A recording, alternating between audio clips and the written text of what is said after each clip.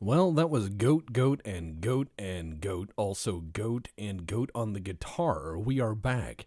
This is the third fucking stream we've tried to do tonight, and the reason it has been this way so far is because YouTube, the magical world of YouTube.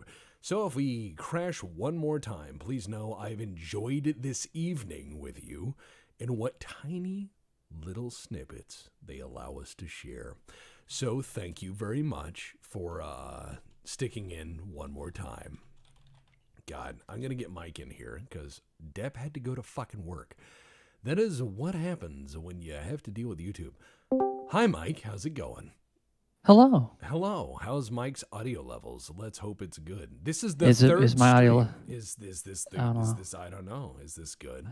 Yeah. I hope so. I hope everyone can hear me just fine. Oh, it's a good time. But yeah, this is the third stream, the third attempt at a stream, the third attempt. I like your thumbnail. Thank you. That's good. It's a good one. Thank you. No, I'm really tired of YouTube shit, so let's just go ahead and play some fucking Dwarf Fortress. Mike said that we shouldn't fucking swear in the first 16 fucking minutes. Something like that. I heard a rumor about it, but you know how it is? Like everyone says you do something on YouTube, and then YouTube will be like, well, that's not right. And you're like, well, how come they never say anything? Yeah, they Wouldn't generally they want you don't. to know that, like, if you don't swear, you don't get in trouble? Like, wouldn't they tell you that? I think they make you flag stuff and they'll say like what do you not like about this thing, and apparently you can't choose that it's just poor content. You know? Mm. Yeah. And that it is Big Red. Good day. Mike's a bit on the loud side. All right. I might have been on the loud side. Hey, I can actually turn myself down. Well, I already Let me turned do you that. down. Oh God. All right. Well, I'll turn you back up. Hold on. Let's have Mike turn himself down. Yeah, just a little bit like that. How's that? Turn it down. 20%. Down there. That. Down. There we go. Okay, little that's more. about where I had it. Little You know more. what's funny? Little more. This is Little more. okay. Yeah. Yeah, There you go. Transport. this is about where I had it last time, and everyone was saying it was real hard to hear me. We don't know what happened with the last stream. YouTube just made them both die. I haven't gotten an email or anything, and I don't think I will. Turn text up. All right. You can't turn text up. Actually, you can. Hey, text, you know that knob that's at the top right corner of your Yeah. of your I got mixer that one. that's near the Yeah. main? Yeah, I'm turning just that turn- up right now. Actually, that's for Discord, but it's Yeah, let's turn It's that the same back. thing. Yeah, let's turn that up a little bit. Yeah, Mike is Yeah. fine. Text can't hear me. See? These are the fun. All right, let's see. microphone fader go up higher. The All one right. that's right. Yeah. All right, I'll turn that up. Yeah, that's for them. That's what they hear. The red one is for me. Or sorry, for you. It's not the color, but the one in the top right is for me. I was That- like, I can hear you just fine. Yeah, that doesn't help Mike. Needs to obviously hear me, not I you. know. Yeah, My how's brain that? is like See, that's a little better, I think. 10 minutes says it's fine. Yeah, see? It's They're fine. from Australia. They know what Things- they know what, they good know what audio Australia quality is. They, well, Yeah. you know, I'm going to say this. Please, please, please, please. I'm going to say this. If you're in Australia, please check your ground harness. You know what I mean? Hey man, that we'll do a fundraiser to make sure Australia gets its ground harnesses because Well- y'all don't need those rusty old things. This Yeah, isn't Mad dude, Max. You could fall off, you know. Yeah. You could fall off the world. Go further and break the subwoofers. Scream louder. Ah! All right, so yeah. Anyways, this is the third stream for the evening because the first two World War I ones where I was talking about They were really good. you know, I was sitting there telling people like I was gonna walk through history the whole time. I was like, the first use of gas was xylobromide on the Eastern Front, and you know, YouTube was like, don't say that. You're like I was right there. Oh well. I was there. I fought an elephant, Mr. Frodo. You know what's funny is when you pull that voice out, it always blows me away that you could sound like that because I hear this guy during the day, like in person, and you'd never expect him to have voices because of the way he talks, but he does. He's got some voices. I can do a handful of voices. Like I'm not gonna put 4. you on the spot, but Like I know you can. That's why I don't consider myself a voice actor. I can just imitate people. That's different.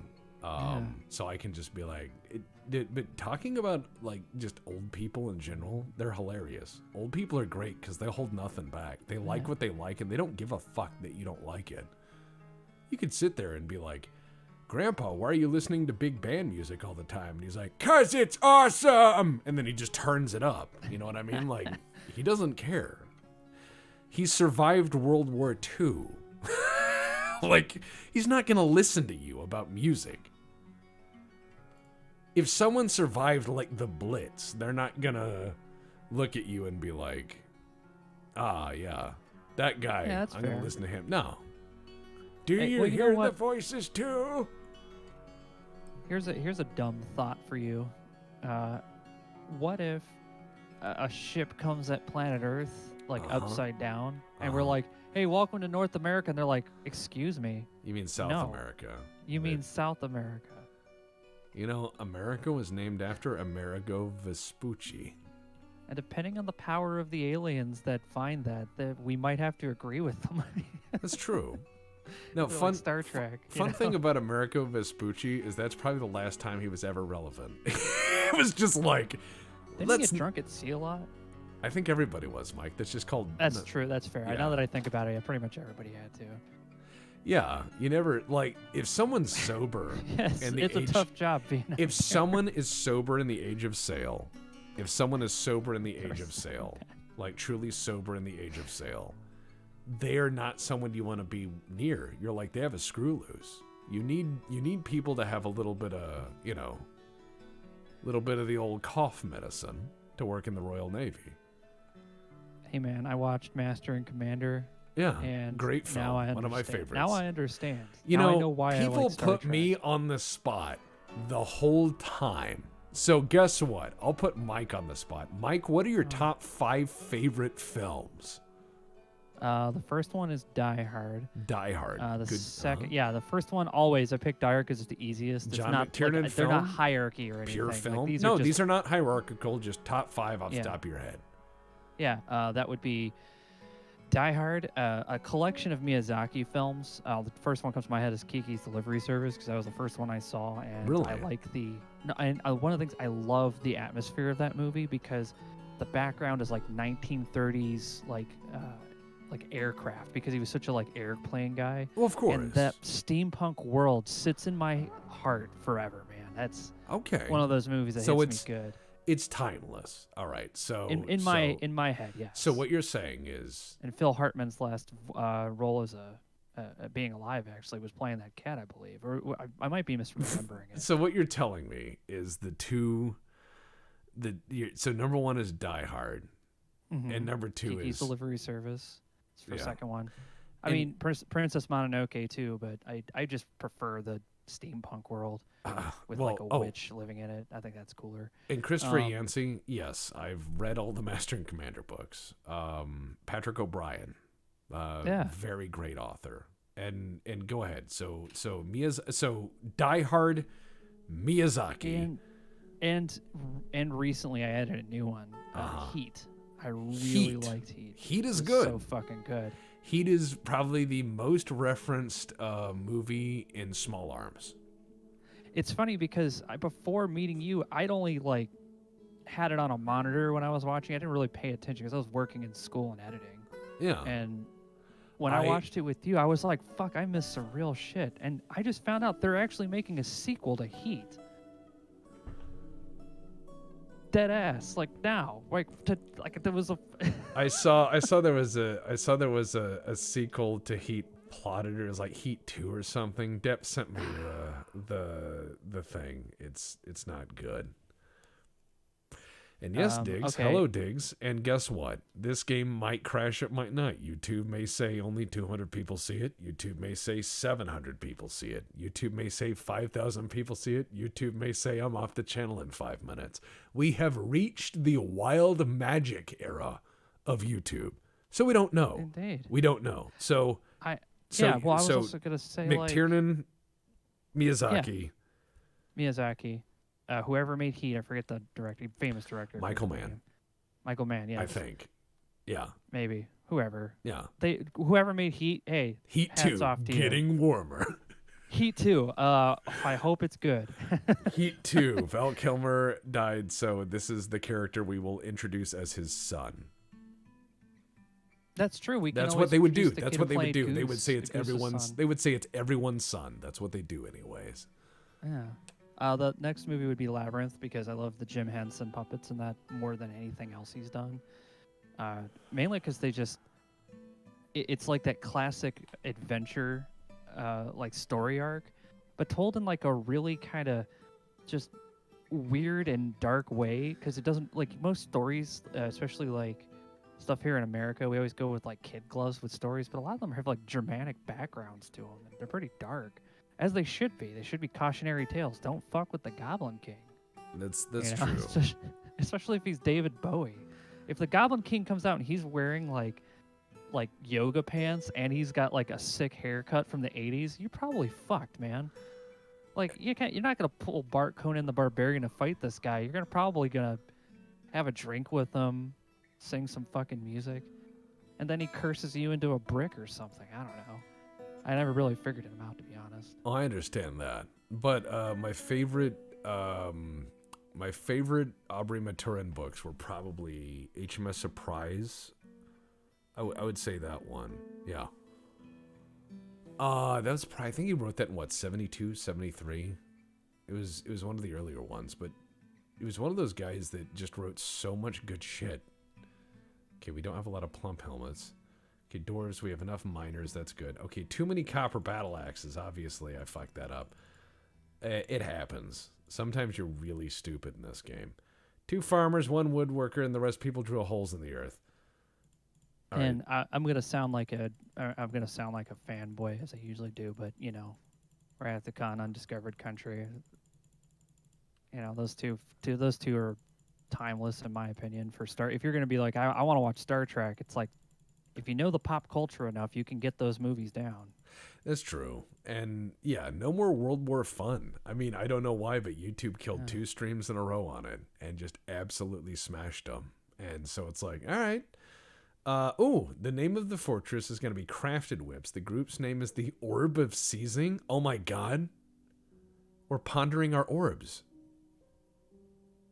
Oh my God. We are pondering our orbs. The Orb of Seizing. Yeah. We're pondering our orbs. Yeah. So. Okay. Cannot afford these things. You guys, I need some more money. We got to ponder the orbs, you know. That's what we do. Okay, there we go. Okay, so you guys are starting. I didn't check the world map. Do you know what's around you? Yes, this is called the Westland, even though it's in the Eastern Hemisphere. This is the Westland of the Eastern Hemisphere.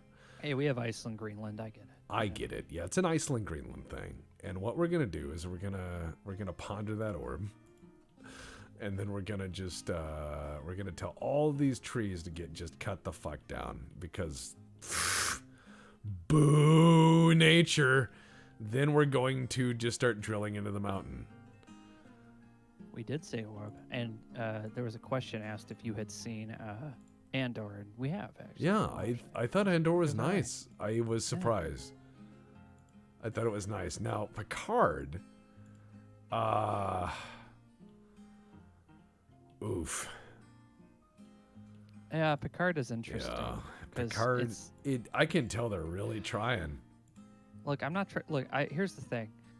It's like they have the budget of a big production company, but for just the CG. The writing is like they have community college level. I hated to say that I was sitting there trying to finish sentences in that show better than they wrote them. I was trying to say I would say blah. I think as a kid growing up watching The Next Generation, Picard would say blah. And yeah, we only just started the 3rd season too. And Diggs was right because he said every season's been a fucking lie, and they all have been because everything has just been something different. And it's not the Orb of Seizures. That sounds like a really bad, artifact. You know what I mean? That is a bad artifact. Like in D&D. Like in D&D, you're like, what is this? Ah, the Orb of Seizures. What does it cause? And then just flips out on the ground. Well, you know, Gygax had one of those. He's like, well, I remember one of my buddies touched a transformer once, and yeah, he had seizures for the rest of his life. So I decided to put that in my game. I put it in the game. It seemed like the most marvelous thing to do. And you're like, Gary, that sounds like a horrible accident. His friend is like, that's awesome. Yeah, your friend's like, thanks for remembering me. Yeah, as all Gary Gygax's friends end up becoming liches, I guess. Yeah, they do. You know, it's funny as I have a feeling that most grognards will eventually attain lichdom, including yourself. Probably. Unfortunately for you. No, it's fine. I figured that. I realized that there is a very real possibility of becoming like a digital simulacrum post-mortem in the future, where you could very easily because okay, think about it. Remember a few years ago when people started using the holographic technology and projectors that exist to bring Tupac back. Remember that shit? Remember when... I didn't forget. Yeah, I didn't forget that was so wild. Everyone lost their mind when they saw a really cheap hologram of Tupac come on stage. Yeah. Because, you're down in the pit. You can't tell that that's not Tupac who just came out. You're like, what the fuck? That that blew everyone away, but it was also Right. Now, weird. a few years later, what was interesting, which I think was a more appropriate use of that technology, was like Gorillaz, you know, that band? Yeah. They did a live show, and this band that exists as a cartoon character suddenly becomes real. And that's interesting. That's the interesting use of that technology. I can make a band that's not real.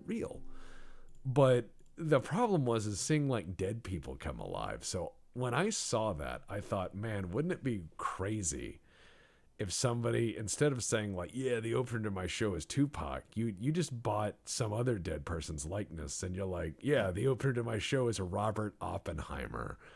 And then you have like Robert Dude, J. his 5 Oppenheimer. minutes would be a killer. You have Robert J. Oppenheimer come out and give a George Carlin routine. And you're like, oh my gosh. whoa, that was amazing. And he's like, peace out. And as he says peace out, his hologram turns into a mushroom cloud. Like, people would remember that show. They think Laser Floyd was good, but I'm telling you, man, if your opener was Robert fucking Oppenheimer, the hologram, oh man, that's a show. You know, Yeah. I would, yes, indeed. I would have like you were also Oppenheimer. asked- Go ahead. Sorry. Oh, I didn't want to cut you off. Go ahead. No. I was gonna say I was gonna have Oppenheimer and like Teller Ure and all those other guys, and you could have them all do like a barbershop quartet. Yeah. Yeah. Doing that whole thing. Yeah, it'll be fun. You were asked a question. Have you ever seen Red versus Blue? I'm probably the Oh, only weird yes. online person who hasn't. I have seen Red versus Blue until the point where they created this whole huge like metaverse alternate for Halo thing, and I was like, Yeah. that's interesting. And then I just kind of accepted it as just maybe as changing where I changed more or less. You know what I mean? Like, It could be. I think. I don't know. Well, the thing is, I never watched it because I just wasn't into Halo at the time because it was all on consoles back then, and I just didn't have one. Oh, I And it love. wasn't until later they came on PC. I I love. still never played them. I loved Halo the setting. I thought Halo the setting was cool. I thought it was fine. It was a Yeah. really good sci-fi setting. The first few books as presented, I thought it was a universe that stood up really well. I thought it was a really neat universe, and then it just kind of got weirder. And I think that was because it changed hands a few times. Yeah. And I'm not trying to say it was like Red versus Blue is bad or whatever. Not trying to throw shade. Those guys did really well for themselves as a production, you know.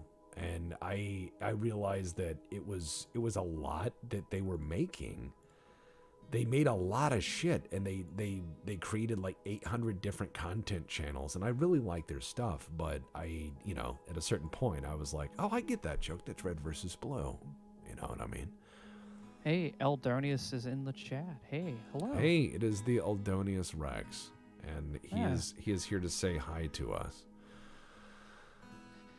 Now, I saw a Eldonius- hot take earlier go where ahead. someone said Deep Space Nine was trying so hard to be Babylon 5 and failing, and I'm like, that's a pretty hot take.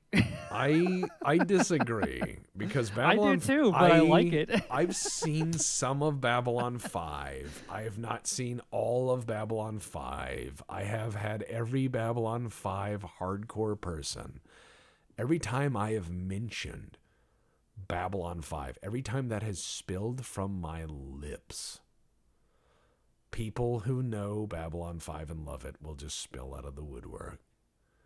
And they will like crawl into your ear, and they're like, all right, so what you need to do is start with this movie and then this made for TV special, and then you need to do this one, and then that one but not that one, and then you need to do this, but that one is bad, but don't watch all of that.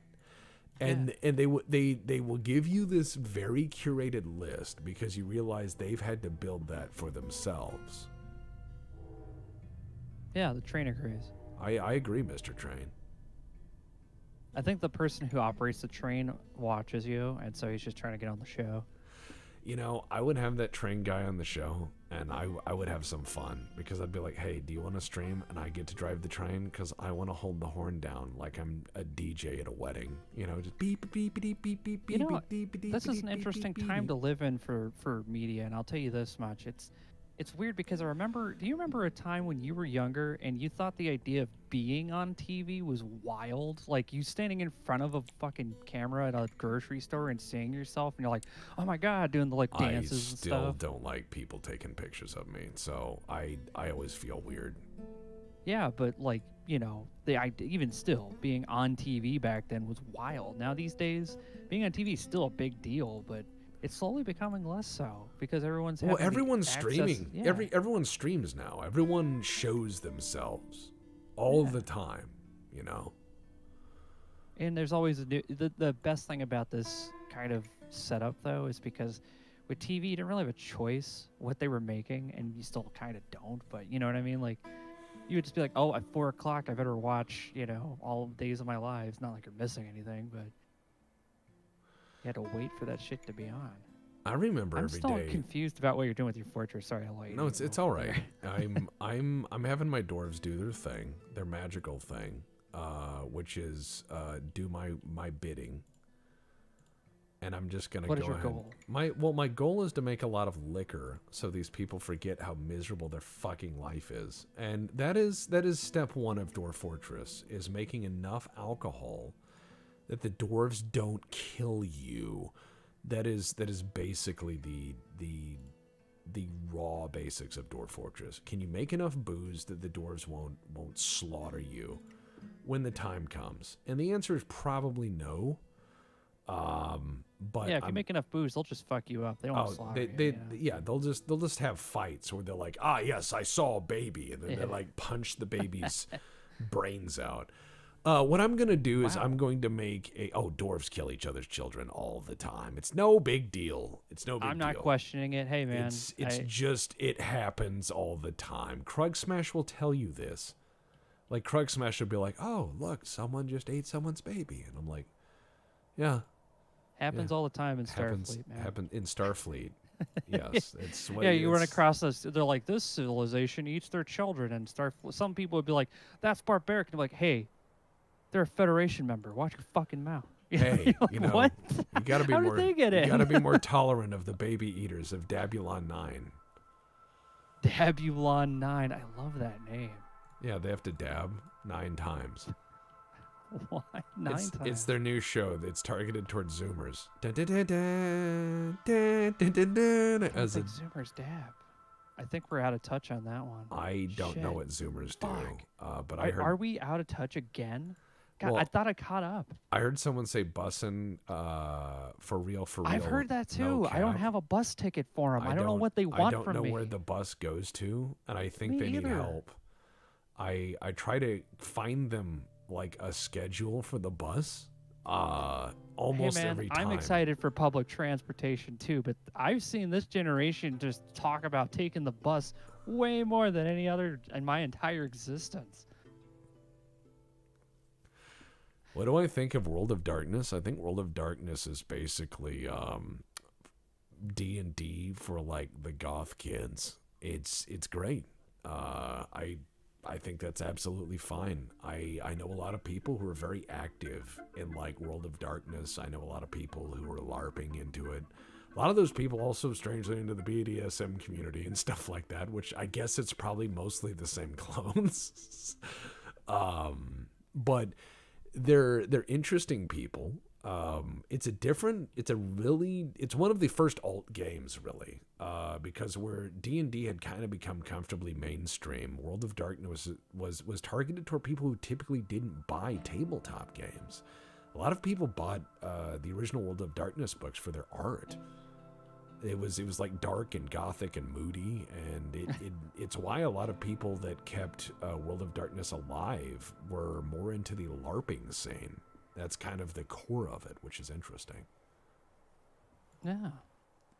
You get a question here about a game. Have you ever played a game in the early 2000s called Space Rogue Light Escape Velocity Nova? That's the whole game name? I've never heard any of that. No. If not, you should think you'll love it. I've never heard of that. I guess maybe it's Rogue Light is what you were trying to say. So it's called Escape Velocity Nova. Huh. Does that sound familiar? I've never heard of it. I have not, but it could be interesting. And Goat is our resident World of Darkness DM. Yeah. Goat, or between Goat and Osborne, Hello. they probably know everything there is to know about World of Darkness. So I'm going to build my nice little trade depot, except for this part. I don't need that wall there, and I don't need that wall there, and I don't need that wall there. So what we're going to do is they have to go through the trade depot to get into the bar to get into the fortress. That's the idea. A layered defense. Uh-oh. Ah! Season's changed. Yeah. Someone just said, Calvin says, I just started a World of Darkness campaign. We're the hot cake heroes. See, that's the thing about World of Darkness is weird shit works. It works more often than not. And weird shit is great in World of Darkness. But Goat runs a good World of Darkness game. And I'm more an old WoD guy, but I know some people are new WoD guys. That's fine. It's different. It's interesting because you and I grew up in the 90s. I personally didn't get into the whole vampire thing. Yeah. But Goat, like, totally gets it, like, better than I do. Like, It was big I was seeing it happen, you know. It was big in Brazil. Yeah, that's the wild thing. It has a big following in some countries. Battletech, for instance, is huge in fucking Germany. Norway as well. Well, there's a lot of following in some miniatures war games and stuff like that. There's certainly more ardent followings in certain circles, and you'll find people really into it. So what we're gonna do is we're gonna do some farming. Yeah, we're gonna do butcher. Farming time. Well, we need to butcher animals because animals are made of meat, Mike. Did you know that? I did. I just go up to the replicator. We've had some really funny stories about the replicator. I know. We were telling like what if, and I said what would be great is there's one scene in Star Trek Picard that's just dumb beyond dumb.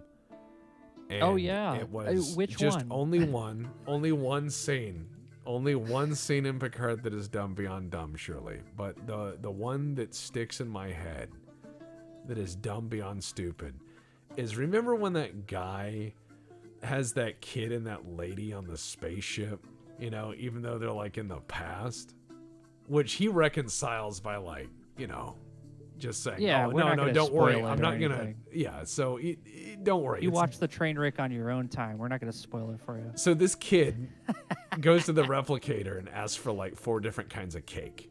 Okay, like a kid would. I would. Yeah, like a kid would. I would. I would. So you go to a cake. 4 kinds of tacos. Are you kidding me? Give me. Dude, you want a robot that can make a million of a thing in a million different ways? You'd be like, make me 100 street tacos in each different ways, and it's just like, I just feel like having a cranberry salad and the computer, you know, it just makes it happen. Yeah, which is nice. It's really nice. I really think that's neat. But so what happened? What's the issue with this kid? I think I know where you're going. I said there was one moment that I would have put in that would have explained a lot of Star Trek and how people act in the Federation. And I would have just written this myself, and I know they would never put it in. It would probably have fired you. They would have fired me after I put like, this what? in. But here's what I would have done. Is the kid goes up and says, oh, I want 4 cakes, and it replicates 4 cakes. And the kid sits down, and he's all happy. And he goes, oh, and chocolate milk. And he replicates chocolate milk, and he goes down, and he's like, wow, I'm going to have all these nice things. And he has a bite of the cake. And he stares off into space, and he takes a bite of another cake. And he stares off into space, and he goes, they taste the same. And he drinks the milk, and he looks really distant, and he goes, it all tastes the same. And the Star Trek guy just kind of looks at him and goes, yeah.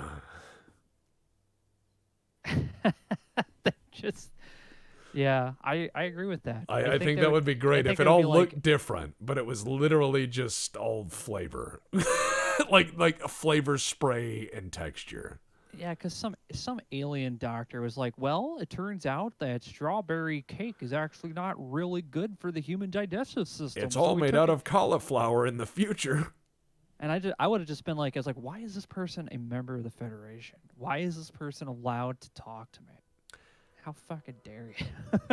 I Actually, I would love Dr. Phlox. I'm not gonna lie. Dr. Phlox would be a great doctor. In fact, any of the Star Trek doctors, including the hologram, would probably be better than the doctor I have now. Even Dr. Pulaski. No, I'd rather take the doctor I have now.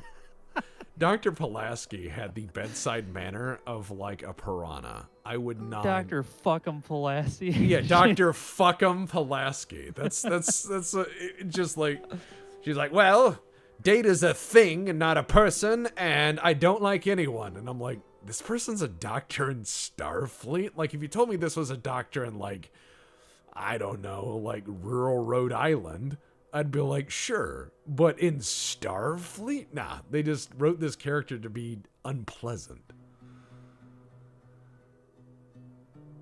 Oh, Liam Cairns says they crave the Tex Talks Battletech. Well, you know what, buddy? Don't you worry. It's on its way. We're working on Tex Talks Battletech, trust me. And believe me, we're working.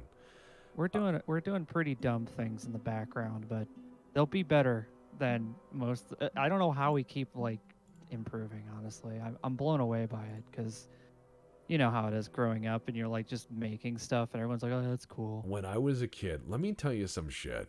It's just awesome. You guys want some motivation? Like, here's some motivation. This is the third stream I've started tonight because YouTube fucked the first two ones. They'll probably demonetize this one and a few other videos on their drive-by on the way out. But they're gonna hit you on the way, hit your knees. I don't care anymore. I just, like you say, we make film, and that's wild. But I remember that when I was a kid, I had a lot of people tell me I wouldn't manage or measure up to shit. I had a fucking teacher in junior high who was so lazy. She made a final test that was 3 questions. And if you failed to show any part of your work at any point to her satisfaction, the whole question was wrong. And if you failed one, well, you have a 66 and then fail. That was her final exam. And I remember, broken. Oh yeah, but they couldn't get rid of her. She'd been there for 8,000 years, and she was very unpleasant. She's a land before time dinosaur. Well, what's funny, and well, no, those are at least entertaining and teach life yeah, lessons. I was going to say, at least they're cute and entertaining. And at least people miss them when they die. But look, the thing is that this lady was incredibly mean, and because of her, I didn't really get into like math well into high school. She discouraged me from actively pursuing mathematics. And I find that annoying because I actually do use math in a daily business in my job. And that cut me back years. And I remember her saying that I would never amount to anything. And yet, I make movies that raise money for charity and the community enjoys them. Yeah. And I get to make them with my friends.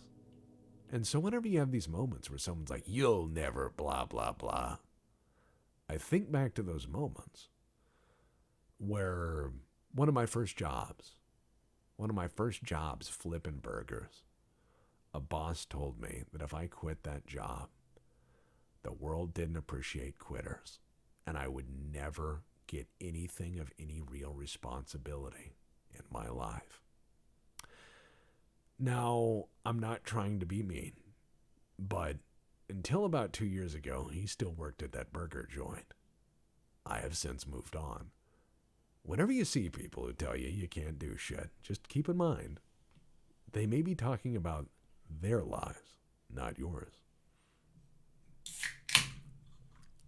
Yep, Quake was a good game. See, I can say deep shit and then very, very dumb shit. No, I like how your can of Coca or Dr. Pepper, whatever you just opened, is essentially a bullet point at the end of the sentence.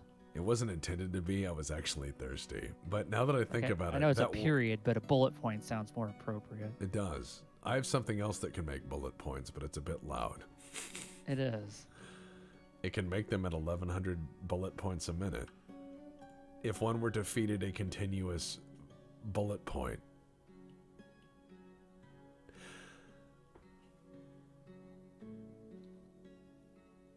Yeah, but a lot of people do that. A lot of people get mad at you, and they'll sit there and be like, "You can't X and Y," and you're like, "Well, you can't, obviously." And then you go do it, and they're like, "Damn." Ah, yes, the can of non-sponsored beverage. Yeah, non-sponsored, whatever it is. No, I'm not mentioning the paperweight, the 15-pound 45 caliber paperweight. All right, there we go. Yeah, we seen Ghostbusters Afterlife. I thought that was all right. I thought that was Yeah. I thought that was okay. I didn't think it was the best movie ever. I don't think it's like the resurrection of the series, but I thought it was like a fan nod that was appropriate in every way. I was like, that is a good movie. All right, so I'm going to start my industries here in a minute. Yeah, I've seen it twice now. It's all right. I thought it was all right. Yeah. Yeah, it was not a bad one. It's not a bad one at all. Yeah, it's I think Ghostbusters is also one of Nereser's favorite No. series as well. He's a big fan of like those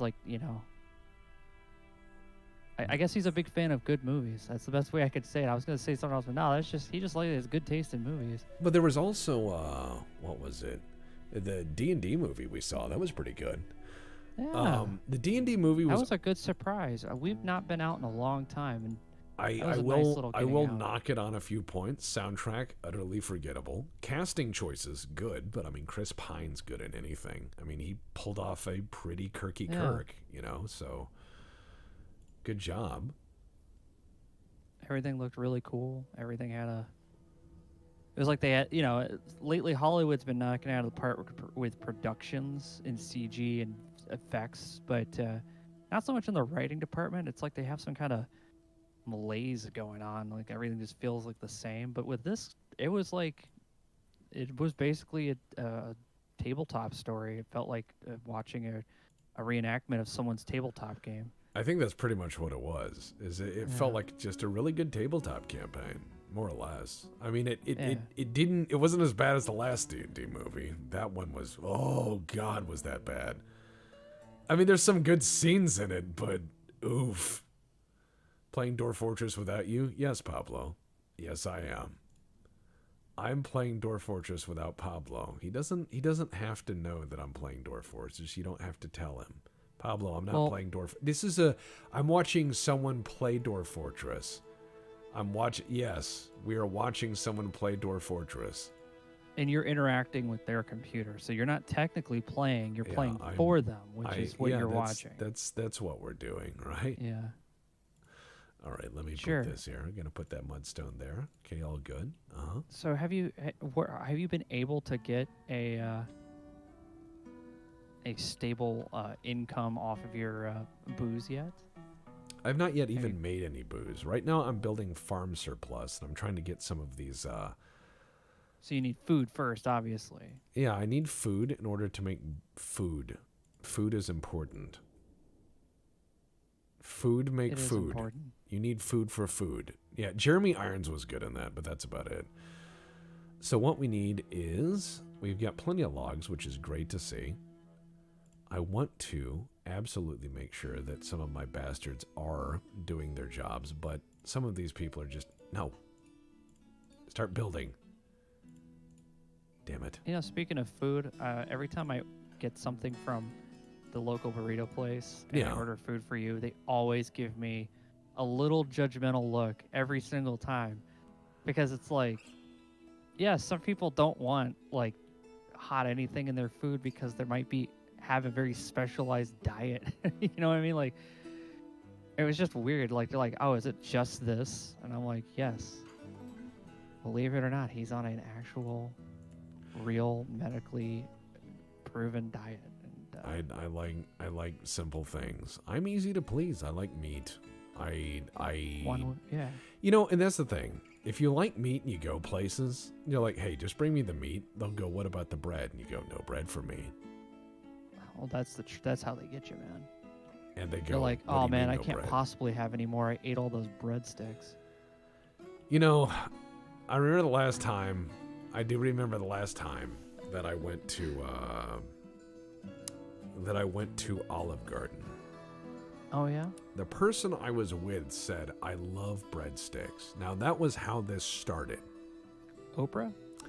It was not Oprah. I did not go to the Olive Garden with Oprah.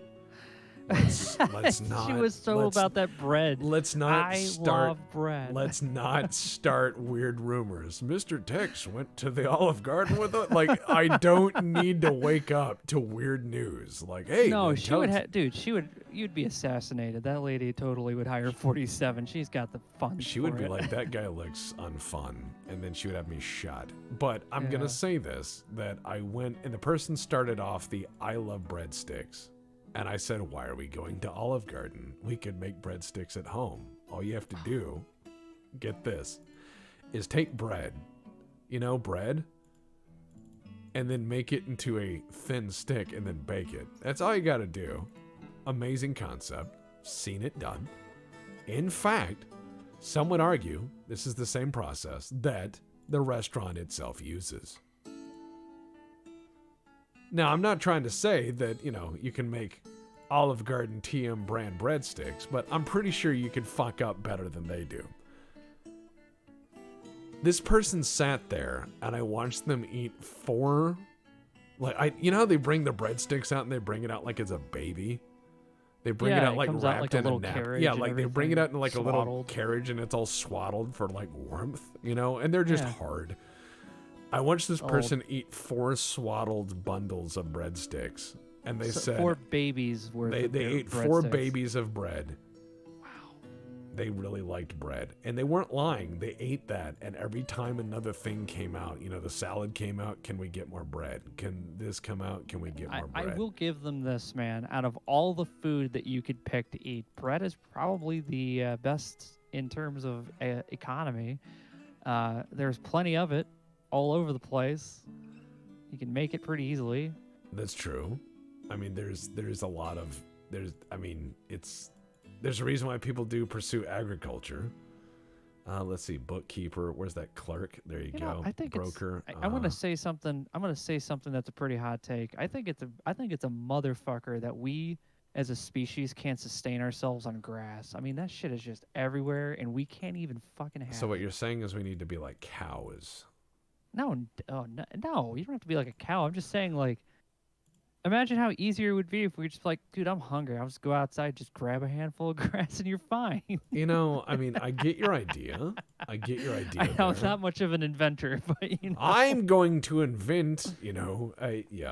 Drink this tonic, and you too can eat grass. I don't think that's true, Mike. I think you'll get in trouble. I don't think that. Wow, there's a lot of fucking. Hold on, wait.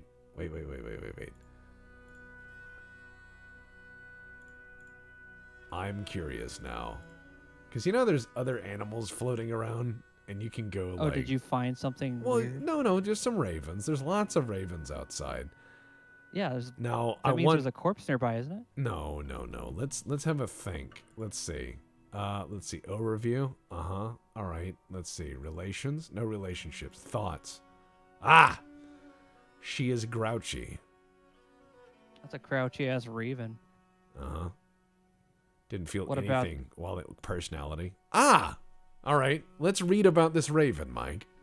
What's this raven's personality like? Great intuition, an iron will, very good feel for social relationships, and a good spatial sense.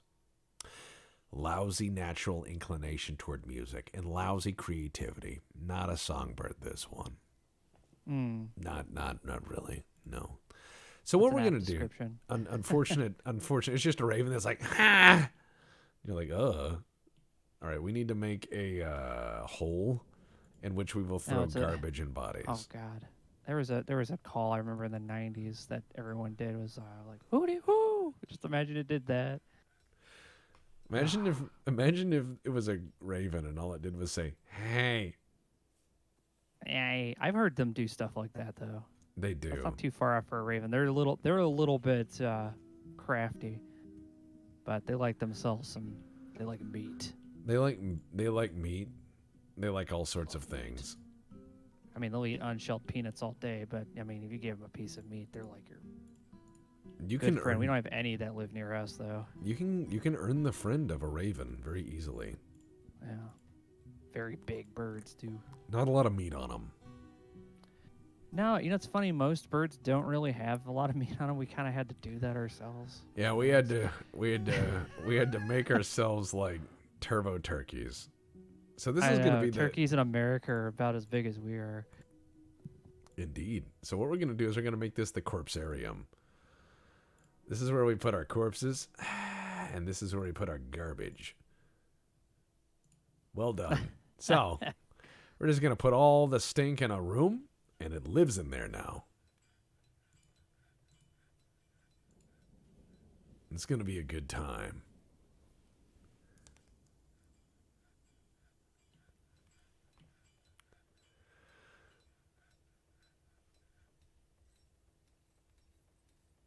Yeah, that's true. I've seen people give ravens rewards for bringing them like hard currency, and they're like, if you train them to bring you like $1, and you give them corn, they will bring you money. They'll find it. Hey, I mean, if you're gonna go for the $1, might as well step it up and see if they can locate a 20 spot. You're like, all right, let's get this Ben Franklin out here, see if you can locate this face. Yeah, then you get a visit from the Secret Service, and they're like, "Are you training a bird to steal money?" You're like, yes, "Why is the Secret Service involved? How are you guys doing? I'm not training the." You're like, "I'm not training the bird to make money." Yeah.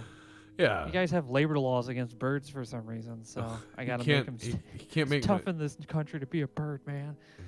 He's gotta. It's hard for him to get by. Yeah, it's like, you mean the birds that are flying outside and screaming and eating everything in sight? You mean those birds?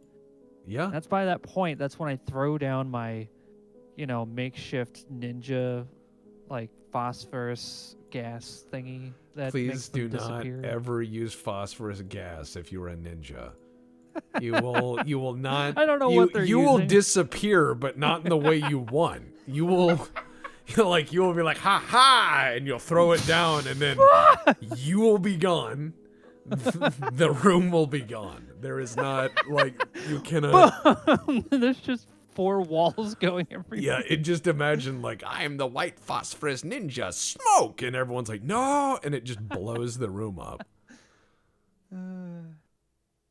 Good job.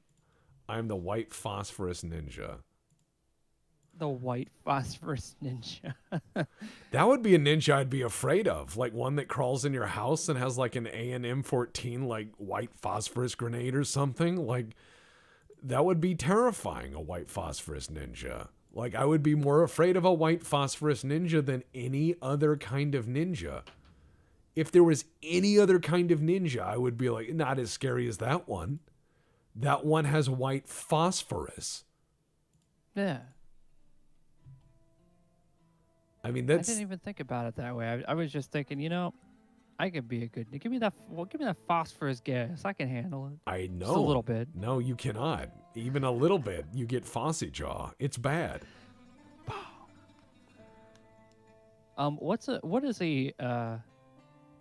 good trick, as someone who understands pyrotechnics a little bit? What's a good trick to make a fire grow big without being dangerous? Well, that's kind of an interesting trick. Like a spark, like how magicians will throw something on a fire. Well, right, but you shouldn't really play with fire. No. You should never play with fire. Fire is the purview of a trained professional. Yeah, if you play with fire, you're gonna have a very bad time. But that said, if we're playing with fire, magnesium is always a really nice bright spark. And that's usually what's in sparklers, stuff like that. Someone's like gasoline? No. No. Now, a lot of stuff like pyrotechnics, a really interesting thing that's done in pyrotechnics that people don't realize for wars, for war reenactments or whatever. If you need a gun in a Sherman tank to look like a big pop, to look right, some of those are propane, but some of those in fact are flour.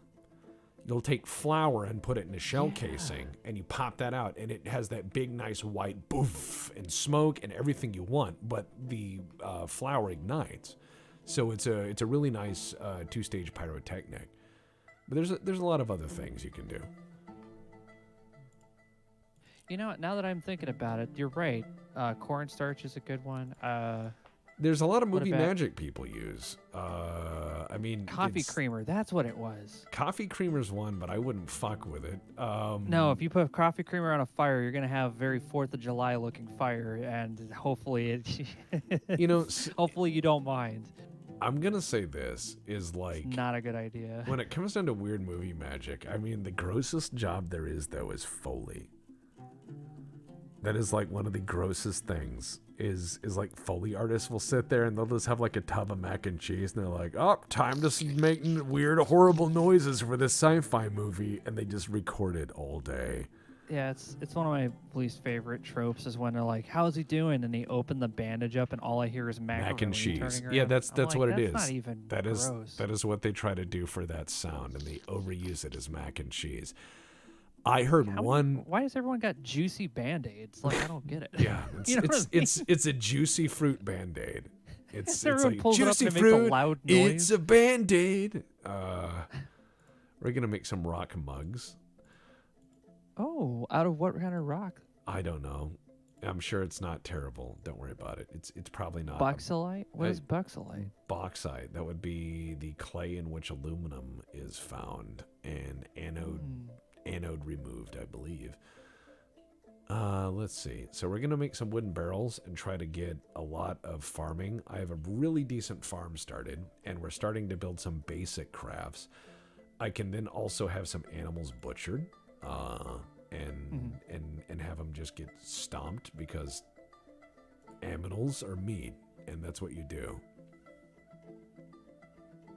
So this is a very meat-centric fortress. It is a meat fortress. It will be shortly, especially when I go This here. is the Pondering of the Orb fortress. Yeah, I'm gonna make sure that we're not turning plump helmets into food, because if you don't set that and then you start working, you'll be like, oh, everything's fine, and then you are dead. So what we need to do is we need to kill that, and then a lot of good meat on a horse. There's also a goose and a dog. I'm not going to eat those. I don't need to yet. That's Not a lot of that- on a hunting dog. yeah. I was gonna say that seems like a pretty dire meal there. It's a dire meal. Ah, yes, the dog and goose soup. Oh my God. Yeah, see, You're look, in a bad place if you do one of those. you gotta eat some dog and goose. You know, it's a dog and goose show. What do we got? Dog, goose. Ah, yes. Oh, the stray horse has been slaughtered. That's fucking horrible. Oh my God, I can't believe they did that. Oh, it's so horrible. Anyways, let's get into the. Okay, there's the fishery. I made 2 farmer shops because I'm an idiot. So I'm gonna need to make a kitchen there real quick. I'm trying to get enough barrels started so I can easily mass produce. And I am hoping to truly mass produce enough barrels to get into my ethanol industry with some earnesty. You need some And alcohol. soon you will trade. Soon I will trade. It is the 21st Galena, late summer, year 50. So when it comes to directors, who's the worst, Mike? Who's the one that you really just can't stand? That's a good question. I can't stand them as a director. Yeah. I'll be quite honest with you. It's hard to say because if I can't stand them as a director, I mean, I'm still gonna give movies a try. You know, it's kind of like M. Night Shyamalan would be like If right I up there. see, I'll say the easy one. If I see Steven Seagal has more than an appearance credit, Oh, you mean like as a yeah? Of course, he would be a terrible director. I mean, that's I've that's a seen given. I've seen film that they said he participated in the direction of. Yeah, he showed them how to do a weird hand trick and threw him on the ground, and everyone was like, "Wow, you direct movies really good." Yeah, and then he just like he does that. He's just like I am the Seagal, and he walks into a scene, and then he stands in it. Now I remember when we shot or when we did the Mackie, we had our horrible render night film, and the movie was The Perfect Weapon. Yeah. And The Perfect Weapon was a terrible film. It Steven was a Seagal film that it definitely inspired us to never want to shoot in a hotel. They shot the whole film in a hotel. Like it was like Yeah, multiple locations, but every location looked like a hotel hallway. it did. They're like, oh, now we're at the president's house or whatever. They were like, oh, now we're at the secret thing. It's like that just looks like it's like some underground facility, and it's just like the parking area inside the Oh the yeah. loading dock No, of the that's the hotel. thing is in that film. And hey, Trent.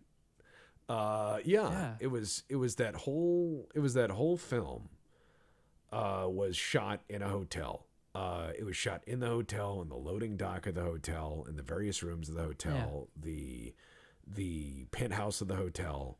The whole film was shot at this hotel, like out front of the hotel, the property adjacent to the hotel.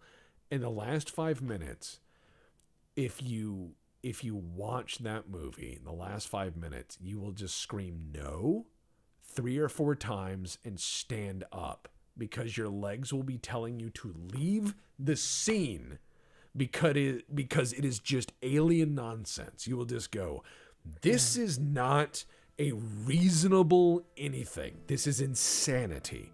This is no. You just no, and you just start trying to walk out. It is bad. Yeah. Uber Strike earlier said, in Doom 2016, the death sound of a mancubus was created by shoveling an 8-ounce steak into a trombone and blowing it into a bowl of tomato soup. That's interesting. I know that one of the really cool Foley tricks I saw a fan on the Patreon sent me is they said they wanted to do a voice for like an underwater god, like a drowned god. So what they did was they took their shotgun mic and they put a condom over it and they put it in the toilet bowl and then they spoke into the toilet bowl. So I had that weird kind of rippling water under the water voice thing. And then they just fucked with it a little bit. That's a good idea. Yeah, I didn't even think of that. And then they just fucked with it a little bit, added a little echo and everything, and it sounds horrifying. And I was like, wow, that's amazing.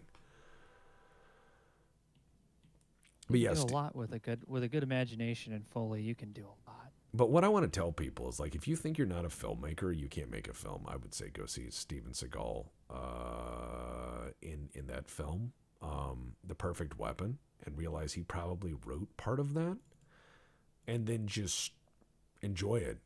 You know, He wrote the parts where he wins. He wrote the parts where there's a lady in the scene and she's not trying to get away from him.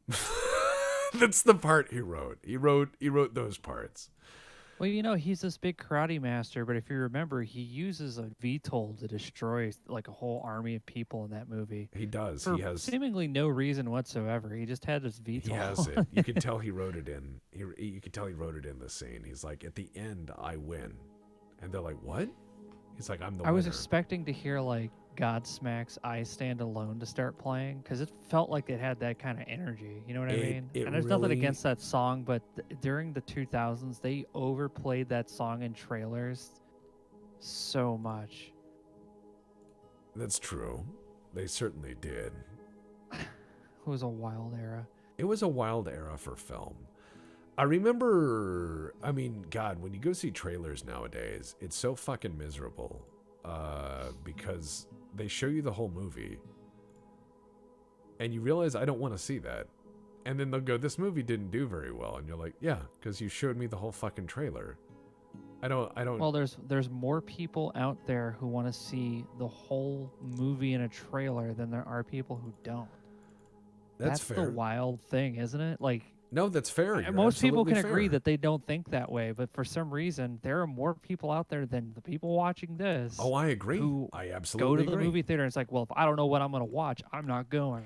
Well, the movies are not designed for people like us. They're designed for the common denominator. They're designed for people who stand up and clap at every single film that is put on the screen, regardless. And movies, if you ever see a movie and you go, wow, this seemed dumb, you have to realize that you're not the audience. And some of these movies are not designed for you. You may just go, wow, that film wasn't very cerebral. Wow, that film wasn't very smart. And it's like, yeah, it may not be. Not for you. Yeah. But every film has its audience. And so many times I'll go to the movies and I'll just go, this film wasn't for me. I could see why people would find it appealing. Now, let's be Chads and order only seeds and cheese. Yes. Bring me the cheese. Sorry about that, Nighthawk. I don't mean to make the song reappear. It was hard to chase out of the people's heads back then. I apologize. It certainly was. It certainly was. Because you know what I mean? Like, it's one. one of those things you can't help it because they made it like sound in that earworm area that everyone chases in music. Oh, I get what you're saying. It's kind of like in the 90s at a certain point, if you turned on the radio, Walking on the Sun came on. I know. Now, Smash Mouth's Fuchsia Mang was probably one of the better albums they ever did. It's probably my favorite album of theirs. We have some miasma because they didn't throw the rotten stuff out. Oh, don't worry about the miasma. I have a good question for you for somebody who's used Windows in the old era. 3.1. I remember it. Yeah. Same here. So what was your what was your themes over the years? Like, what were some of your favorite themes that you picked for your computer? Because you had to have done something. Or were you one of those people like, I like default? I like default because I'm colorblind. I'm not talking about color themes, man. I'm talking about like those wild jungle themes and stuff like that. You mean those? No. I had friends who did. Like they would go by those Doom. Like they would go by Doom. Yeah, you click the start menu and it's like, damn, I'm good. Yeah, like, is that what you want? I remember. God, that is a bad stink if it goes downstairs. I've had farts that do that. I've had farts that I call slinkies because they go down the stairs. You know what I mean? Just like, those are bad ones. I just thought about this. The song Log is based on the Slinky, but I think, both toys are equally fun. They are. I really think both toys, Log and Slinky, are both excellent toys. I think they're excellent toys for girls and boys. You have been good this year. You get Log. Rolls over a neighbor's dog. Yeah. Windows 3.1. Yeah, that was a good one. I had played around with a bunch of them. I had a whole James Bond theme at one point, so it'd be like him counting down, and then Windows would start up, which I didn't even think about. Like, I should have made that the exit theme years later. I remember my dad put a Doom theme on his computer that if his computer went idle for long enough, it would show Gibbs raining down from the Doom thing, and he forgot. Yeah. He forgot he did that, so he was working on his computer, and then Gibbs started to rain down. And he was like, oh, it's hackers. And I remember him saying that. He's getting hacked. Yeah, but this is getting hacked. This was the 90s. If hackers wanted in, he would have to give them his phone number and then watch them do it over the course of 85 minutes. Yeah, and it would be a lot easier for them to just use the phone number to break into his house, because you could do that. That's what I mean. Just be like, oh, there's where he lives. It would have been so much easier. But no, it was funny. I remember playing dial-up games versus my friends down the street back in the day, and that was always just wild. Because I remember you would be talking about playing games online, and people didn't understand. They'd be like, "What do you mean playing games? Were you at his house?" And it's like, "No." And they're like, "Well, how were you playing games? We were both at our own houses. Were you talking on the phone and playing two games together at the same time?" No.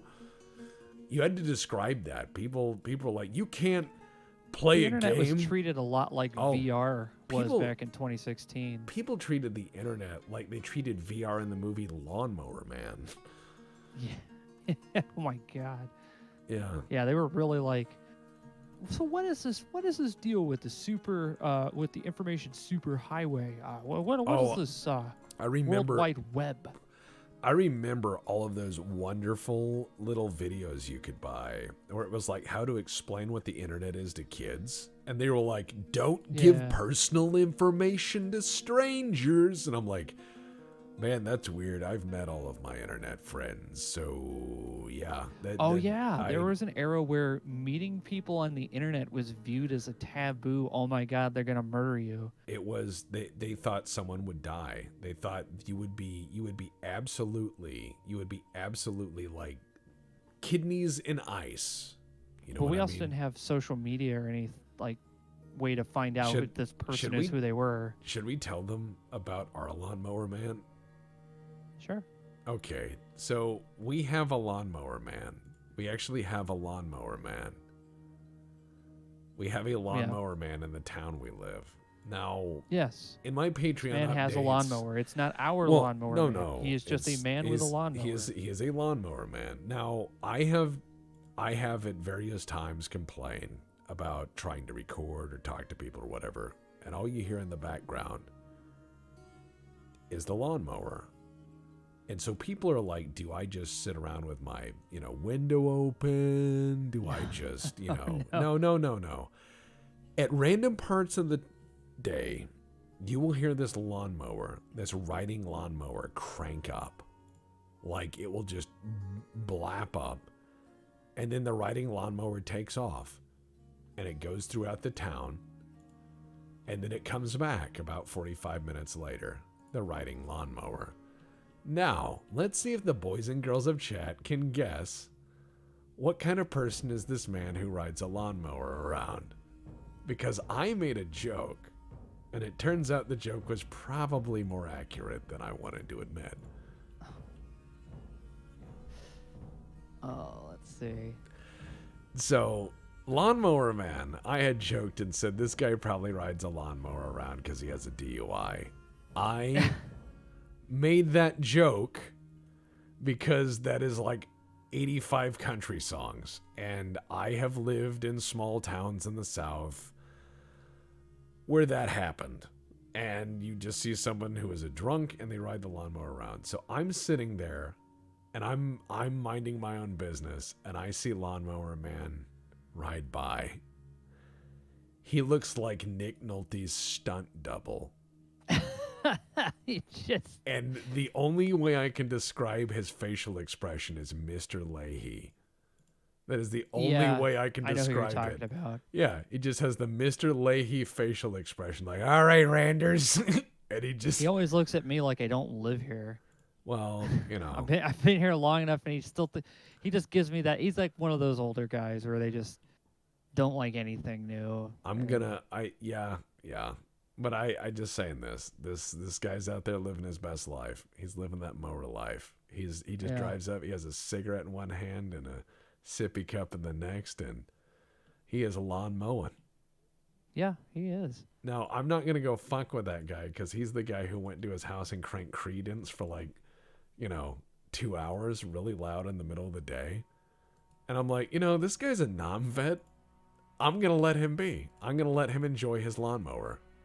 Yeah. Sir, I feel that way about most America people forgot you. like that. America forgot you. We apologize. Enjoy the shit out of that lawnmower. On behalf of America. He just has the Freebird solo on loop as he's driving around. If he needed gas for that mower, I would buy it. Yes. I would buy it for him. Because he is the mower man. He's never actually been mean or anything. No, he's not been mean. He's just he's not been mean. He has not been mean at all. He has always waved as he drove by. He's like, yeah, as he drove by. Nice guy. Yeah. Just nice guy, but obviously on planet Briggs and Stratton. He is enjoying it.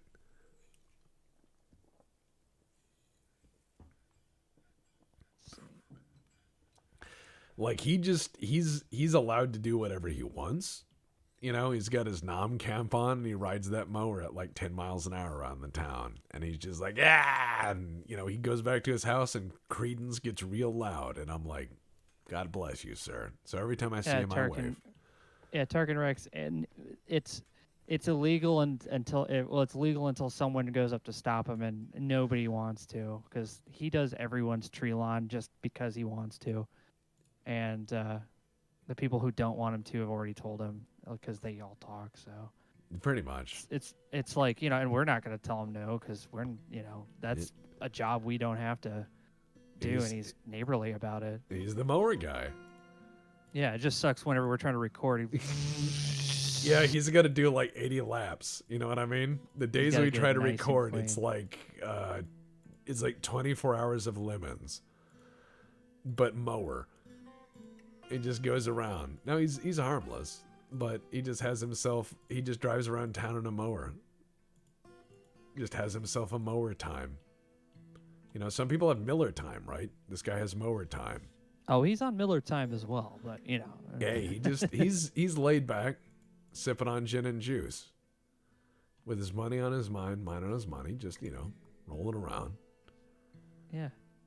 And occasionally, yeah, he does drive into people's yards and mow the lawn. But I mean, it's not terrorism. Well, he drives on the lawn. He drives on the tree lawns, at least. I don't know. Does he drive in other people's yards? I've never seen that. I've never seen some people mow their lawns, so I'm starting to think maybe he just does that. And he's just like, I think that's part of his thing. Like, he's like, hey, I didn't buy this for looks. Yeah, somebody threw something out there that just it's making our grass die, but we're also at that all right, we'll just put gravel down then.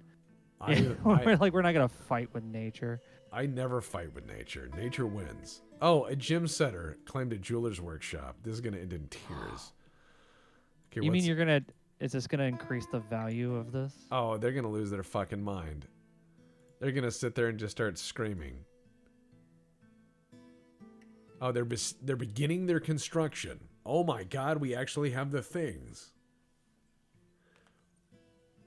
You've made really good progress on this just messing around. It's just the first year. I'm way slower than I should be. I should have some buildings set up. This is not symmetrical. Pablo's probably having an aneurysm. Meme is pointing out how it's not efficient. But it's not bad. I mean, this is our third fucking stream tonight. And third time's the charm. The first two apparently can't talk about the great world with YouTube around. Yeah, YouTube apparently was alive back then, and they just had a bad time. Yeah. Now, I'm going to say this. Like, the lawnmower guy was not as cool as Fiero guy. Like, everyone made fun of Fiero guy, but Fiero guy has the Fiero jacket, and he has the Fiero. All right, let's take a look at this object. The Brazen Incineration. This is a perfect prize. All craftsmen or crafts dwarfship is of the highest quality. It is encircled with hands of baguette-cut prazes. The object menaces with spikes of praz. On the item is an image of two elephant head amaranths. Okay, it's worth a lot of money. It's shaped like baguettes? You're selling jeweled baguettes? Yes, I'm selling, that's a cut of jewels. Oh. Yes, I'm selling jeweled baguettes. We found an enormous gem and we cut it into a French loaf. Yeah, why not? Why? Well, next we're going to do a bismuth turkey, and then we're going to do some. Yes, we're going to carve a turkey out of bismuth, and then it's like, okay, please don't do that. Why do you not like a bismuth turkey? You know what Dwarf Fortress needs, and probably will have at some point, a felt workshop, something nice to do that isn't, The Real Tinman asks, what's worse, elves or the French? And the answer is, the French are robust allies. Elves are useless. Elves. Not Around even elves, man. Watch yourselves. Look, I'm not like an anti-elf person, but I'm also not going to be like, don't shoot. You know what I mean? Like, Jules. Like, you know what I mean? Like, I'm like, you guys have enough power. You can defend yourself. I don't Jules have to do that and for rare you. earth metal charcuterie board. Ah, yes. Here is my... Yes, would you care for some more thorium mustard? Ah, yes, please. I'd also like a little side of that bauxite. I'd like to drink out of my bauxite cup, please. Ah, yes. I had a fortress once where I made a rather cruel mistake, I would say, where more or less in my fortress there was an error. Everything was made out of rock salt. So the mugs were rock salt, the table was rock salt, the chairs were rock salt, everything was rock salt. Everyone actually in that fortress was upset all the time. Like, all the time. They were just upset by everything. And I realized why. The reason that they were all upset all the time was because that, if you realize it, like, okay, imagine you come home after a long day of mining salt. You are mining salt all day. It's like in your pores, it's burning. It's salt. And you come up and you cough up salt dust, which burns your throat and burns everything. Your eyes are watering. It's painful. And you're like, I'm going to have this tall beer to quench my thirst because you're a dwarf, right? Yeah. And you pour it into your salt mug. I think Just that's terrible. why the fortress didn't do so well. Okay, Why now was it all salt? Was it just It's you, all you rock ended salt. up landing on a bad planet or something? I don't fucking know. I Or just sorry, work that's, here. That's another game. But you see what I mean? Like I'm like, I don't know. So like this little room here, except this office now belongs to where is that clerk? Clerk. Thorax says, "I'll take water with my lithium cubes, my good man." Ah, yes. Eh, God. It just explodes. Poof. All right, hold on. Let's see. New temple? No. I just need to assign it to the a-hole. It's in... Yeah, broker. There you go. He's both. All right, get in there and start measuring stuff. Let's get in the stockpiles. Shut up. Gone Guru says, "Salt-induced depression." God. There's a lot of salt. All right, let's see. Excellent. Tasks. Good. Nobles and administrators. All right, let's see. Harshafan is my bro. Ishgard for the win. Yeah, Harshafan is a cool dude. He's your best friend. And the kindest, most gentlest person ever. The expansion pack did that man dirty. How dare you take away my friend? It's not... Well, okay, it is better than radiation jail. Or uranium jail. Uranium jail. Sooner or later, I need to go back to Rimworld. Uranium jail. I just need to go back to Rimworld because there is another expansion. I've been playing Dwarf Fortress for a bit. Yeah, they did an expansion, and what I want to do... Yeah. What are they adding? Like, it's like so many mods. I don't know. I'm just going to mod the Holy shit out of it crap. anyways. I don't care. But what I'm going to do is I'm going to just more or less have myself a good time, as you do. Mhm. As Yeah, you yeah, do. I believe it. And I'm going to bring back my Hobbit harvesting machine gun bunker nuclear furnace fortress thing that I do. Now, yeah. I remember That'll- that some people thought that my uranium jail was, like bad. And I point out that the people who came to attack my fruit stand, my fruit stand and like nuclear weapons sales stand, two things. I sold fruit and nuclear weapons, okay? Like Yeah, both. two things that Just- obviously just- go together really well. Just the things I had. Like if you had corn, you'd sell corn. I made nukes, so I sold nukes and fruit, canned peaches. Yeah. And I had canned peaches. And so I'm selling canned peaches and nukes. And these guys came across the whole of the world with an army to fuck me up. Now they're not coming to give me a hug. They're not coming to, just like shake my hand. They're not coming to. No, they're coming with swords, knives, guns. Would be cool if they did. Oh but yeah, they're not cool. No, oh absolutely not. Bad fucking people coming with swords, knives, guns, implements of destruction, per the Arlo Guthrie tune. And you're a peaceful civilization. With I am your, a peaceful fruit stand. Right now, Yeah. we did have some setbacks in my fruit stands over the years. There was. Yeah, you just try. You. It is true. In your time at running a fruit stand, that you have had a few setbacks, as any good businessman would. And United Fruit Company, no, but I do have one of their former pieces of property in the corner. Yeah. It's in 45 caliber. But what I think is that like people just didn't like or appreciate my fence. Like my fence is what upset people most. I did have the nuclear fence. See, I found out in this mod that the fence would actually draw power at a 100% of your total power grid.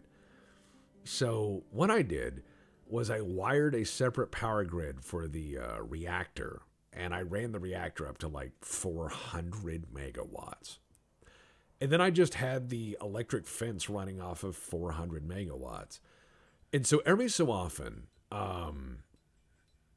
Why am I letting things rot so badly? Because my dwarves aren't cooking it fast enough, and I accidentally butchered a bunch of shit before I had a kitchen set up, and I messed that up. So I know that's not really efficient, but don't worry about it.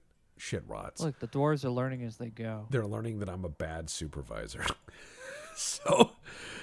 well, you got them here. Okay, I got you them here. They are still can't alive, forget that. and they actually Yeah. have plenty of booze. So, all in all, You're not a bad supervisor. You're just ending up with more setbacks than any other supervisor at your level. right. So the There you go. I fence, spend it for you. the fence generated this error in Rimworld that I had not ever seen before, where what happened was there would be a total drop of frames. Like my frames would just, and then there would be a fire alert, and then the scram the reactor alert.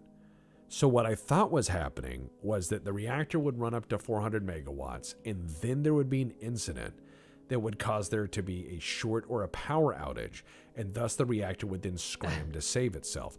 That is what I presumed was happening based off of what I could read. I spoke with a few of the people who had worked on the mods, and I think this is what had happened. What actually happened, and I found this out because when it started to bog down, I hit pause. And I waited, and the game caught up. And I zoomed in over where the fire alert was. And there was a giraffe on fire 100%. I hit pause again, and I watched it instantly because of the voltage running through that turn into steam and disappear. So what would happen is an animal would collide with the fence. The fence would draw all of the power as the animal passed out on the fence. It would then start a fire and then burn itself down and do all of that in 1 second. And it doing that whole process in 1 second every so often would cause my game to go. And I'm like, what the fuck is going on? Why are the lights flickering? And it's because occasionally like an elephant bumbled into the fence and turned into a fire and then steam. Just instantly like gone. Yeah, exactly. Jurassic Park, these things. Imagine if you had a waffle iron and got it glowing hot and then closed it on an ice cube. That is what happened. Man. It was just that effect over and over and over and over again. And it was just great. So I started laughing my ass off because, you know, animals exploded when they touched my lawn. Now, that was not as bad as uranium jail. I think uranium jail was probably worse. See, I got really tired of people trying to break in. And in Rimworld, this happens all the time. All the time it happens in Rimworld. All the time. You have nice stuff in your base. Oh my Them breaking God. in, you And can't blame them. They just break in all the time. And so you do your job and you shoot most of them. Now you shoot most of them, and the problem is you don't shoot all of them. So some of them survive, and some you harvest for meat, body parts, whatever else. But the some who don't, you put in jail. And the problem is because of Rimworld, you're bad guys unless you mod Rimworld really heavily. Just have the keys. And at a certain point, they go, I am jailbreaking, and they leave. So I didn't have any mods that allowed me to, like, remove that effect. I just thought, wouldn't it be fun if I had to figure out a way of unhoudiniing all of these people and having to deal with people who were just more or less like escape experts? Right? Right. So what I did was I tried a few things. I tried the peg leg method for stopping a prison riot, which is if they have pegs for legs, they're probably not going to go far in terms of a prison escape. So I just sawed their feet off. You know, I did the old misery thing. I was just like, you know, when they were like, I'm escaping. No. God, what a movie. Now that worked. That worked for a while. But then they got, you know, rambunctious again and decided to keep trying to break out. And I had enough. You know, I was like, I've tried to cut these people loose. They keep coming back to raid me. I've tried to convert them. They keep trying to break out. They crippled one of my people when I tried to convert them. I was like, all right, no more, Mr. Nice Guy.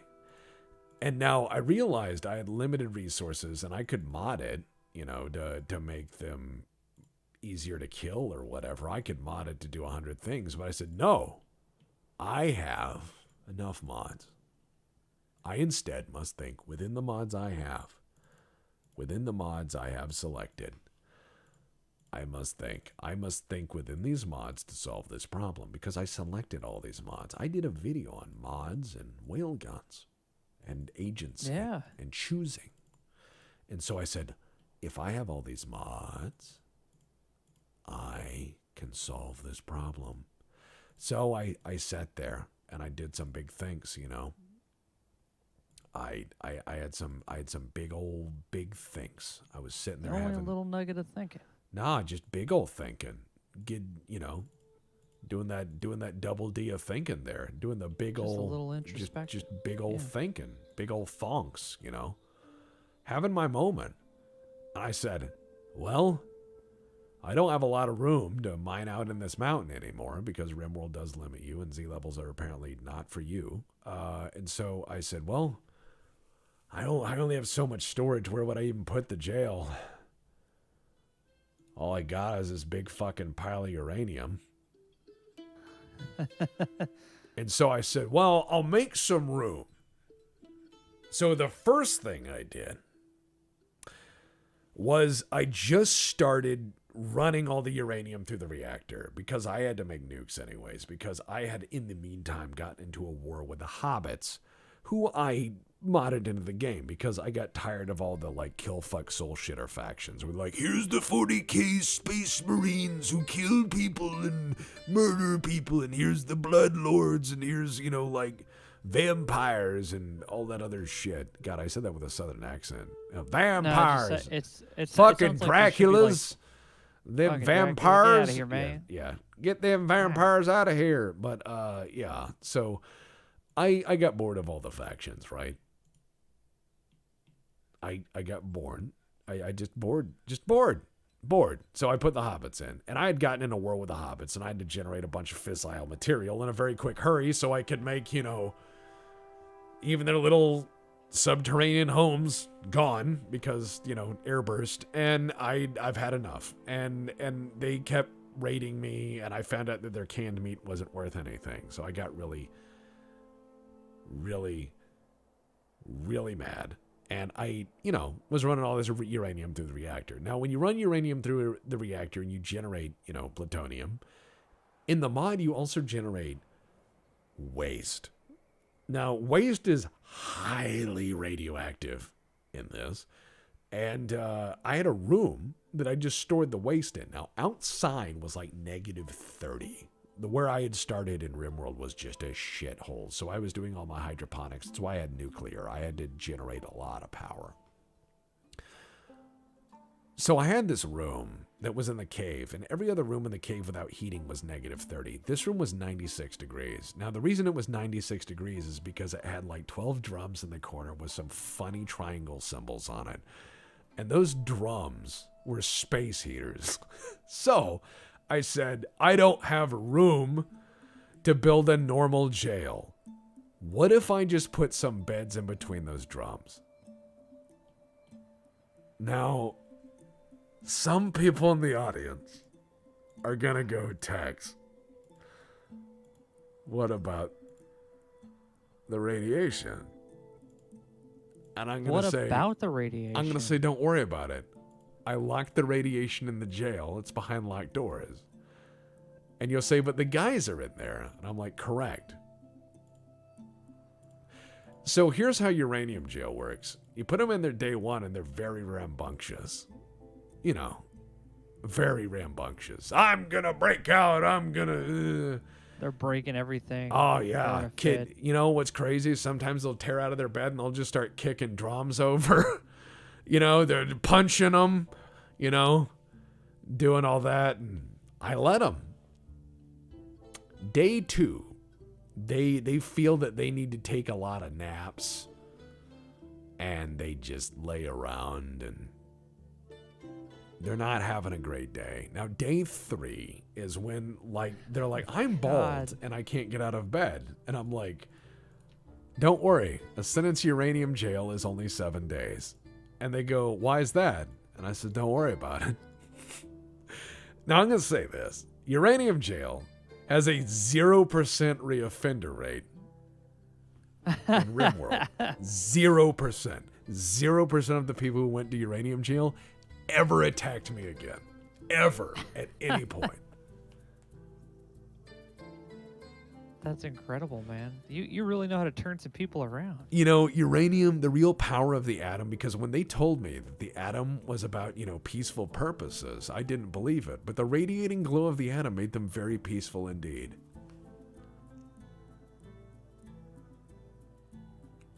Oh, man. Rimworld and all of this is just bonkers. But Uranium Jail was good, and then Blast Furnace was the other thing I accidentally did, and I thought that was one of my favorites. I built a nuclear reactor, and then I built the heat exchanger for it indoors. So I had a cavern that heated up to like a cookie sheet. Like 500 degrees, the whole cavern. So I was like, Can't man, touch the wall, it'll be sizzling. well, what I thought was like, man, this is really bad. The enemy could just run in this cavern and then attack my power plant. That's not safe at all. So what I did was I put a little door and then another door. And what was funny is the bad guys broke in. They saw the first door and they got through both of them. And I waited until they were in the cavern. And as they were halfway through the cavern, making their way across the cavern, like, oh, I'm gonna break in. You know what I did? I just went over to the reactor control panel and I said, I require full power. And as I just slowly goosed it up, I watched 100 different little fire alert icons come on and then wink out. And then after a minute, I turned it off and I looked over and there were just burn marks in the cavern. Lots of free weapons. Yeah, so I called it the self-cleaning cycle. I was just like, yes, gnats are in the grill again. Yeah, the engineer's like, I don't know how they keep doing this. I just come back here to fix it. I keep finding all kinds of stuff. Well, I had an idea, and I suggested this to Hat. Hat's made some great mods for the BPL so far. He did Hat's Cats, which is a great mod. He did Magma Giraffe, which is a great mod. He did the BPL Armory or BPL Labs mod for Xenonauts. He's done a lot of great mods, and I wanted him to look into a Rimworld mod where I wanted to have a gun that was called the Sad Gun.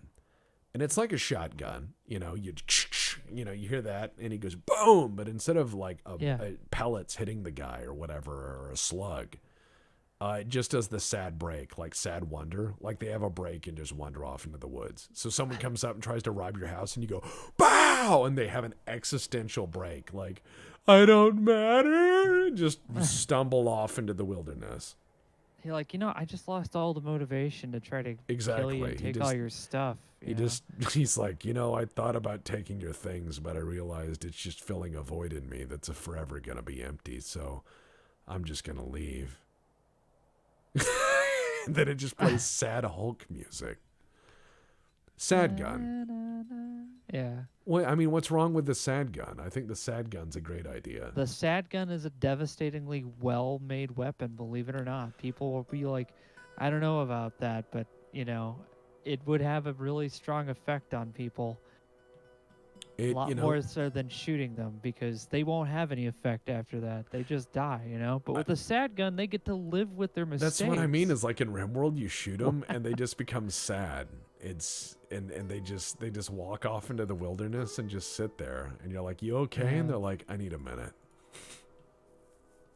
Here's the thing. We're not evil people, and we don't condone evil action. But some people break into your base to steal your shit. Listen, in video games, I will be fucking evil. especially in Rimworld, especially in Anno 1800. Tex looks like the guy on the cover from Tropico. Okay, that should give you. I hate that you say that, but that's not inaccurate. The guy on Tropico who has the little, he's just like laughing and having a great time. The guy who's laughing with the sunglasses doing the marionettes is not inaccurate. That is in fact what I look like. That's how he looks when he's playing video games. Like, yeah. I ruined that one multiplayer game of Anno. I don't know much about Anno. What is that? Anno is a very complex logistics quote-unquote simulator, but in reality it's all about build chains and orders and then unlocking slowly progressive new things, and it has a lot of pretty stuff and some good music. So Anno 1800, I broke the game with Hogfish Bay. Hogfish Bay was my absolute crowning achievement in terms of like horrible, rampant Victorian era destructive capitalism. And I made it so bad. So, okay, for those of you who, I'm sure a lot of people have gone and watched a lot of different channels who do a lot of different exploits like spiffing bread or what have you. And while exploits are fun and all, and they can very easily be fixed in time by the devs, there's some shit that is just broken game mechanics. Some games just have broken shit game mechanics. And so Anno is one of those games. And so in Anno, they gave you an out. They gave you an out to where you don't have to try at all. At all. You don't have to try at all. So all you have to do is make soap, because there's a prison on every map that will buy soap at a fixed rate as much as you make. This is step A. As soon as I was told this, it was game over. So what I did was I had my main island, and my main island was where I put all of my nice things I cared about. The stuff that I would use to beat the game. For the side island, I had a handful of industries that were all designed to be horribly dangerous, but all on one island. So I had coal coking, and a steel works, and an iron mine, and all of those things. I had so much coal coking in one valley on that map. There was a perennial black haze over it that when other players panned across it, it would eat their frames and threaten to disconnect the game. That's how much pollution I had over that island. Now, under this haze of pollution, because we are doing a wedding cake or a layered cake of hell, right? So under the haze of pollution, imagine the endless squealing of 10,000 pig farms. 10,000 pig farms. As pigs are being dragged through the street to rendering houses. One side of the street is acres of pig farms all jammed in there. On the other side is a rendering plant, and down the street is sausage and soap, right?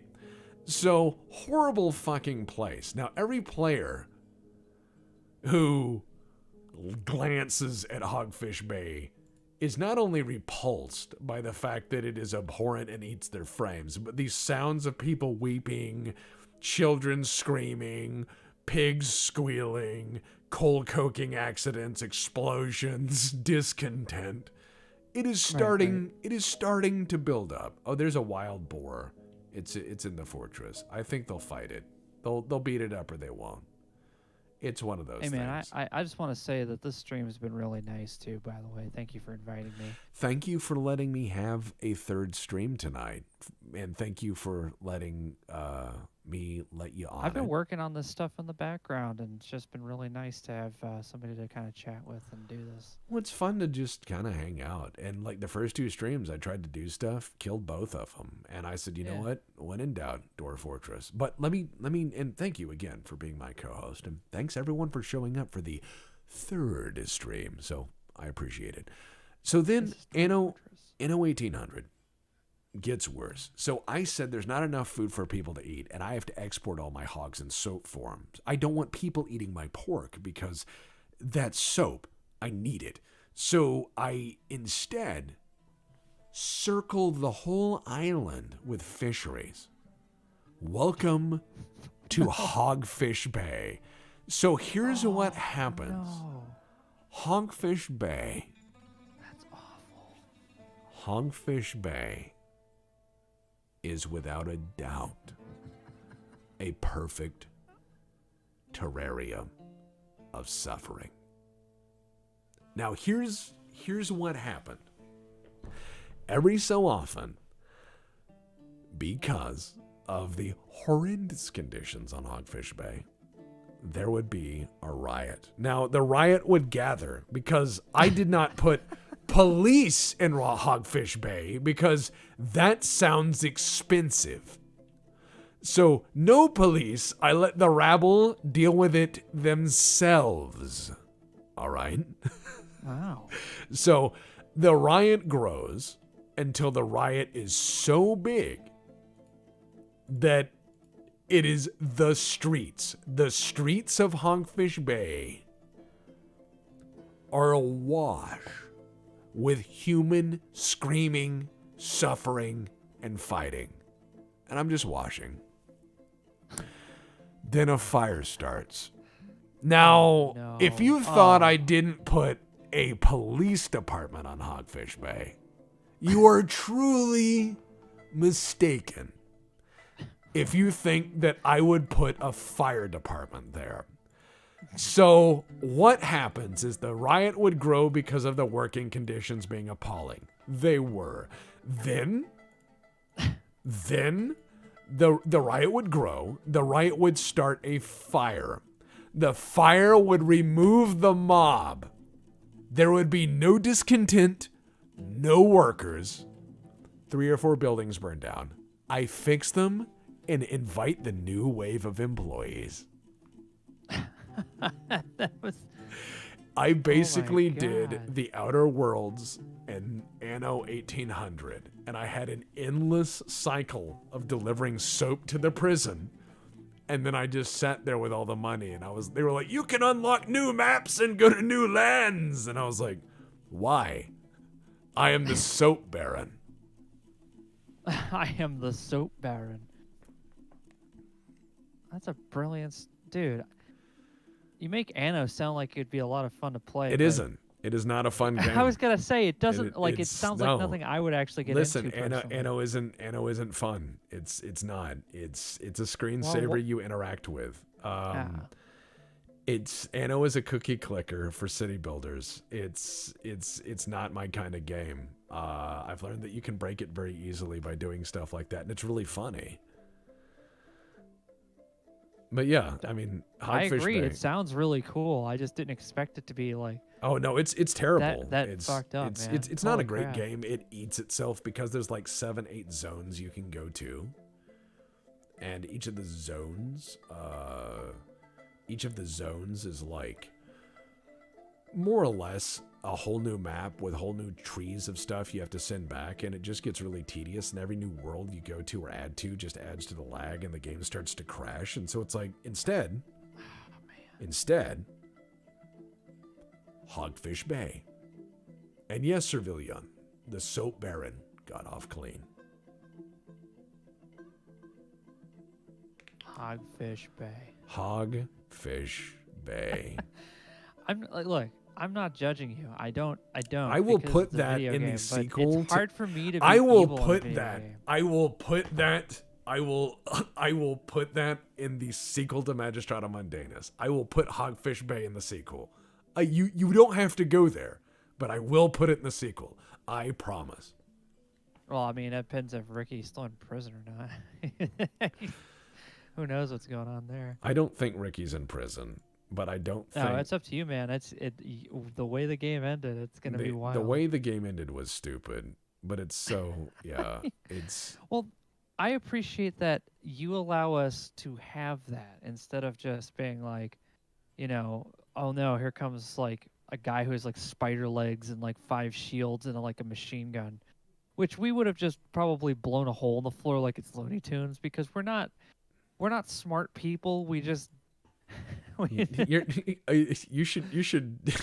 I heard someone say this about their D&D crew. They said, Smart people. We don't even play smart people.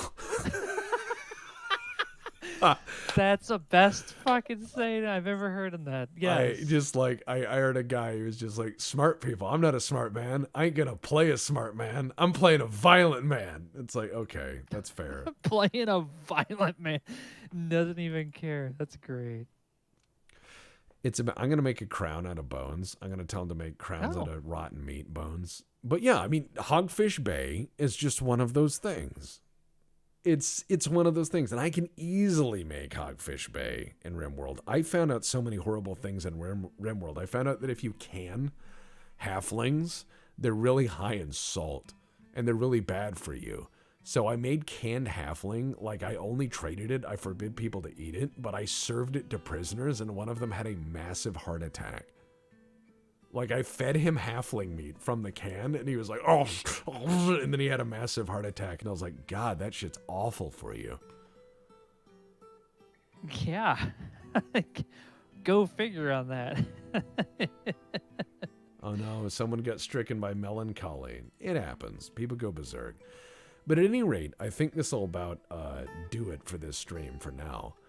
I just wanted to say, hey, thanks for tuning in for like 3 streams in a row, especially on a Tuesday where normally things go so well. And I know we're so very incredibly professional here. We're not. I want you to know that Text Talk History is in the works. It is imminent. We are working so very hard to make this very good. And we will need your help to get the word out. So stay tuned. Thanks for tuning in. And thank you for joining 3 streams in a row. Anything you want to say to the nice people, Mike? Thanks everybody for stopping by. All right. Thanks for, being real nice to me, and I appreciate that. Hey, man. It's always here at the Black Pants Legion. Anyways, WBPL 76 is usually on the air, and you can find us out there. If you want to join the Aux, you can find the Discord on WBPL 76. Just hit ! and Discord. See you fuckers later, and please take care of each other.